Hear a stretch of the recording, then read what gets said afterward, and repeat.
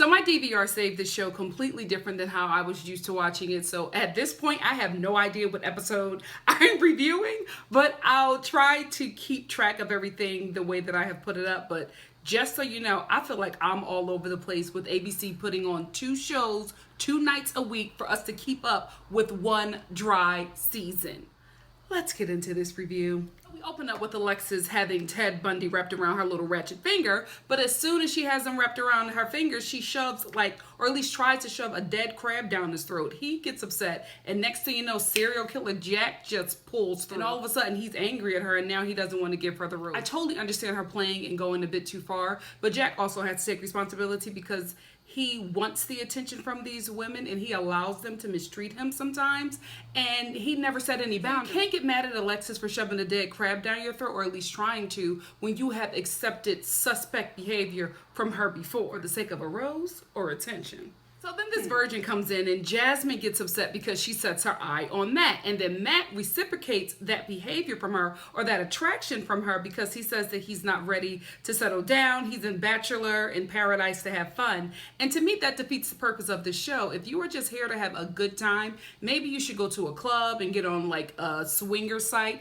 But I don't think that Bachelor in Paradise is for you if the end game of this show is to find love and to possibly get an engagement or a proposal from someone. So I don't even know why he was here, but it's weird because before they had the whole sexual assault break, him and Jasmine seemed like they were on the right, or at least on the road to becoming like a couple, but then like they came back and something changed with him. I don't know what happened with them two over the break. Neither one of them have expressed that anything happened, but I feel like something had to happen for Matt to come back and just be completely turned off from Jasmine. I'm upset with Jasmine because I feel like she's not picking up Matt's signals, but I have to realize we're seeing stuff that she's not seeing, right? We're seeing him have these conversations with the guys about her. We're seeing him in his confessionals, but she's not seeing it. So Matt has to take a bulk of that responsibility because he is not expressing to her how he feels. He's telling us, the viewer, that he's not feeling her, but he's not saying that to her. So I get kind of annoyed with Jasmine because she's not picking up the signals, but then I'm like, is she really seeing these signals? Because I'm seeing these signals, but I'm seeing the signals through editing. Then Jasmine has like this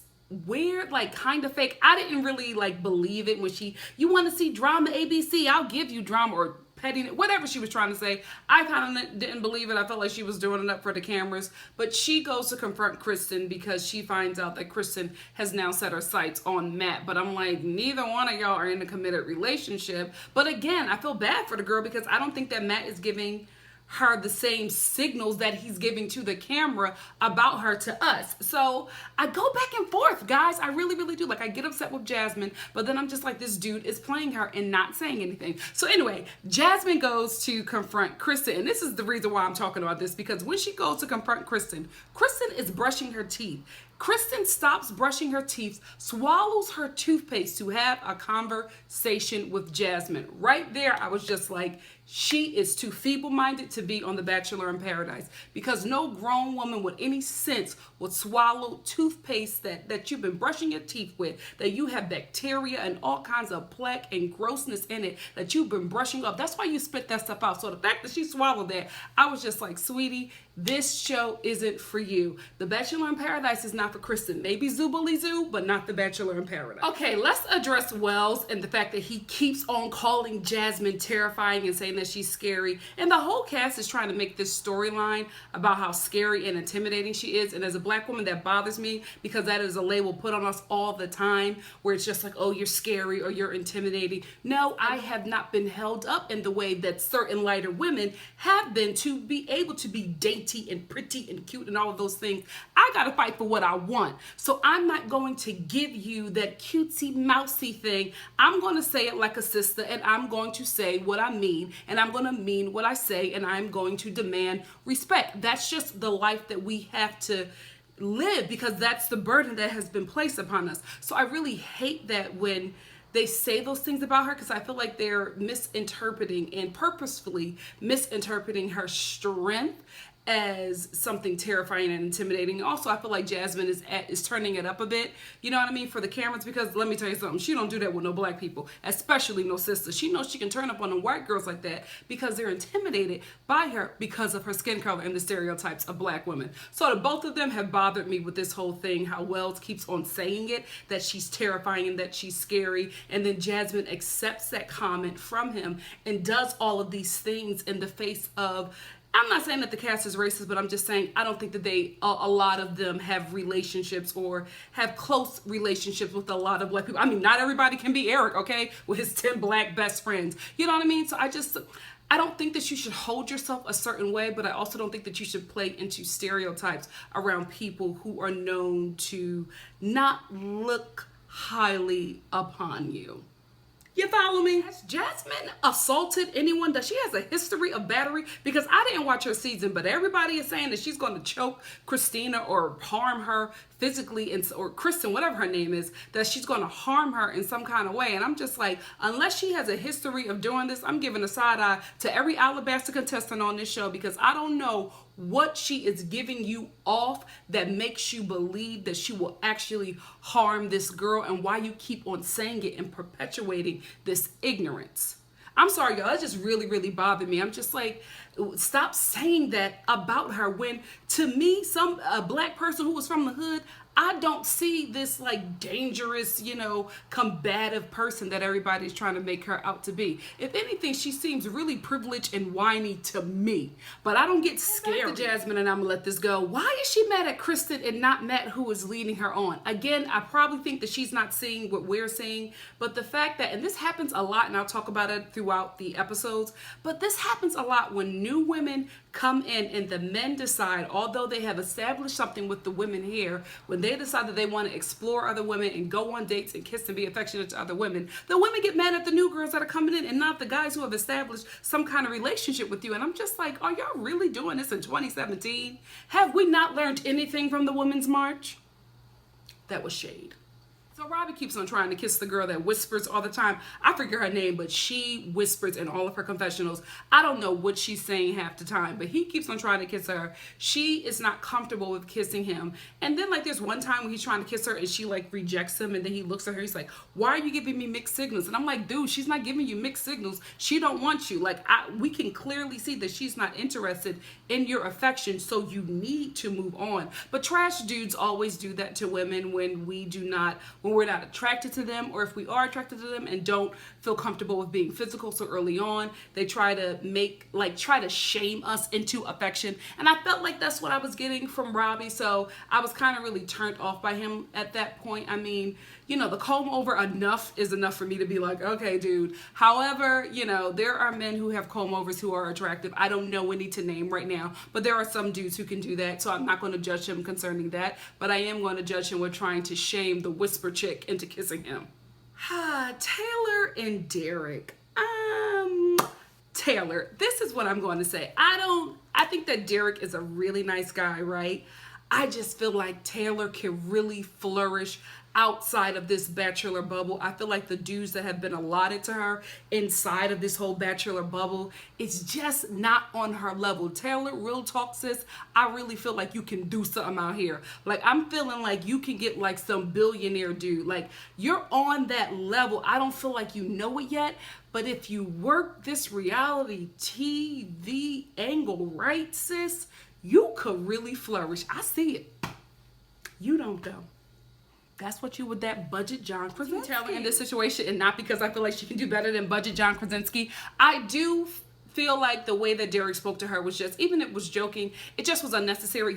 You guys aren't there yet, and they've established some type of relationship in Bachelor in Paradise, but they really haven't talked about what is offensive and what isn't offensive to the other partner. So for him to like just say that to her and not really mean it on his end, so he says, it still was like a gut punch, because you guys are having a really intimate moment, and because she says something or gives a critique about your personality that you don't like, that is your first response, that's a red flag to me. Because if that is how you deal with difficult situations with somebody who you supposedly love, that's the problem. That's the problem if your immediate response is anger. And I'm just like, dude, you need to be very delicate with this Taylor situation because, brother, be real, Taylor can do better on her worst day. You know, also what I've noticed through watching this show, that the men are flourishing. Like, there are a few dudes who have like multiple girls just fighting over them, and then the women are like falling apart, almost falling into depression.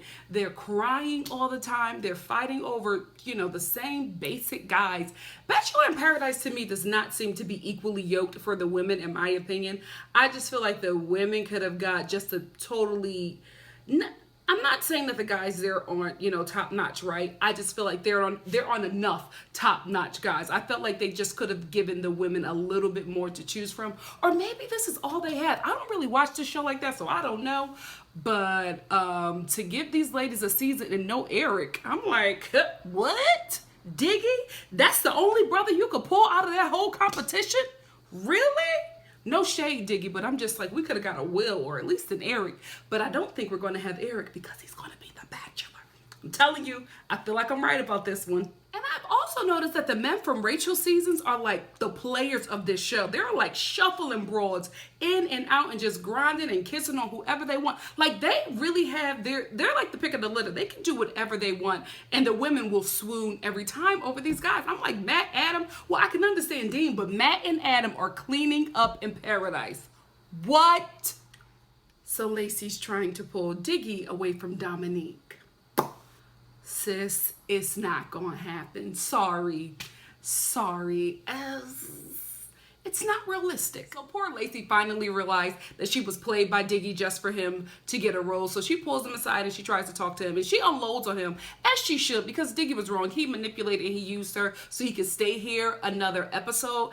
But I'm kind of glad that he did, because he met Dominique and I think they have a real connection. However, I do agree that Lacey was right to lay it in on him, because how dare you play her when you knew that you didn't want anything from her. However, I do have to bring this back to Lacey, because I'm just like, ladies, we have to, you got to catch the signals. And I feel like Lacey caught the signals. She didn't want to believe it. Women do that all the time. We see the signals. We think we could change him. We think we could change his mind. But it never is what we imagine it to be. So Lacey does have to take some responsibility, because Stevie wanted to concede that Diggy was not into her. I really wish Dean would not have done this show, because I felt like he left the show, Bachelorette, I felt like he left that show being everybody's sweetheart. Like, we were all, myself included, swooning over Dean, especially when he was crying in the car going home, saying that he told Rachel he was in love with her and how she just broke his heart. And even we were all feeling him at the reunion. But on this show, he is proven to be a terrible person. The way he strings Christina and D'Lo along is just absolutely disgusting. I also hate the way he speaks about the both of them, because he gives a whole explanation that Christina is marriage material and D'Lo is like the hoe that you mess around with before you settle down. And that's just so disgusting to even say that about women that you have been intimate with and are trying to be intimate with, because the bottom line is Christina would not be this crazy and in her mind if she had not slept with Dean and had not assumed that they were in some kind of relationship, especially when he visited her in Kentucky for a week. He did not go back home to where he was from. He did not go visit with his father or his sister. He did not go back to LA and visit with his roommates or his bros. He went and he stayed with Christina for a week in Kentucky. So when she came back, she thought she had a man. Rightfully so. I mean, it does seem kind of odd, right, to us, the normal people. But in the Bachelor world, this is what they do. So to play with her mind like that, and then to come back and know that you want to be physical with Danielle, but to voice it in such a way that she's a girl you have fun with. No, she's not. She's a human being. If you want to have fun, go to an amusement park. Don't get a woman. Jerk. Robbie finally wears Amanda down to where she kisses him, and I honestly feel like she's just doing it for a rose, because I don't feel any kind of chemistry from the both of them. It just seems very awkward. It seems like they're either trying to force something for camera time, or Robbie is maybe more into her than she is, but out of nowhere she kisses him, and I'm watching it very confused, like, where were the signals? Because I didn't see you give him any signals, and I didn't And the kiss, it didn't even seem like she was ready for that kiss or wanted that kiss, but I felt like she needed to give him that kiss so that she could stay another week. And girl, why are you here? So Matt has done the only noble thing that I think he could do this episode. He decides to leave paradise because he hasn't found anybody that he feels like he could really settle down with and take that next step with for either a relationship or a marriage. So I honestly agree with him. If that's how you feel, then you need to leave and not waste any time. However, I felt like he should have made that clear when he first came back, when he wasn't interested in Jasmine. Maybe he was waiting around to see who he could find, but I really felt bad for Jasmine because she wasted so many weeks on a dude that was not really feeling her and not really open and honest with her. But then on that aspect, Matt is telling her that he doesn't feel anything. He doesn't see them going the long run, and he's leaving paradise because he hasn't found anything. And Jasmine is telling him no. He's breaking up with her, and she's like, oh no, we have something special. We can make it work. Just stay. And I'm just like, when a man says he doesn't want you, believe him. So it was weird to me that she was trying to make something out of nothing. And it was honestly very sad to watch. Oh, so now Wells calls Jack a serial killer. ABC, give me my coins, all of y'all. ABC, Wells, Jack, whoever calls him a serial killer on that show, give me my coins because I know y'all watching. Give me a like and a follow. Thanks. So the virgin, I don't know who her name is, but she doesn't, it's something not connecting, right? The lights are on, but nobody's been home for a very long time. Either she's an actress trying to make this shtick and this dumb blonde or virgin innocent stick into something, which is genius if that's what she's doing, or she's really this dense. I haven't watched her season, so I don't know, but she is not giving me somebody who's really all there, because her and Jasmine are trying to make something happen with the remaining guys so that they can get a rose before, since Matt has left. It's like these two are going to go home since Matt has left, so there's no rose for them. So they're both trying to make something happen with Jack. Jack is not really interested in Jasmine. They've established a friendship, and I get that it's kind of hard to go from a friendship to a relationship just so quickly, right? So Kristen, the virgin, they start something, and like out of nowhere Jack is talking at her, and out of nowhere she kisses him, and it's very awkward and uncomfortable, and I don't know, it was just really difficult to watch those two go at it, because again with Amanda and Robbie, I didn't feel anything, like I didn't see any chemistry. So for those two to have this kissing thing going on, I was really weirded out by that. So Matt officially leaves, and Chris Harrison brings in his replacement, which is Daniel. Daniel.